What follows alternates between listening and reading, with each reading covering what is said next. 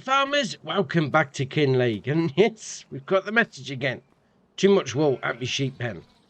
So that's going to be the first job to get going. The second job is going to be my little fish food factory. It's not got any more fish food, so we do need to go put some in there. Well, to be fair, it has got a fair bit of young salmon in there. So that transferring to the big plant, the big fish plant is well, it's not going to stop anytime soon. But some fish food ideally would need to go down there. I mean, potentially we could put some water into our, what we're calling it. What's it called? Big stove at the quarry. That's a better way of putting it. I mean, the spinnery. Yeah, I'm not. What's even the point at this minute? And the grain mill is still chugging along. So that's going to be our first job, to sort these wool pallets out and to get some fish food into the young fish factory, just to keep it chugging along. You know, it's not going to stop anytime soon, but you know, we've got to keep things going. Then the second job is potentially going to be cultivating. Actually, saying that, let's have a little look at the fields. What do they need? So they're ploughed. Great, not a problem. What about fertilising state? We've got nothing on them. Right, okay. What about lime? Oh, they need liming as well. Right, so we need to get some lime first, then fertilise, then cultivate, then fertilise again. Have we got this big pile of lime here? We could put that into our spreader. All right, fair enough. Let's get this wool loaded in, and then we'll get the fish food done, and we'll get the field. Which one do we need? That one, that one, and then the new one as well. Oh, that one's got a full state of fertilisation. That's all right. What about the others? Now it's updated itself. No, it's still. That one's got a patch. I suppose that's a bit where we didn't harvest last time. But okay, let's get those jobs on the go then. Liming those 4 fields, and getting the wool and the fish food into the little fishery.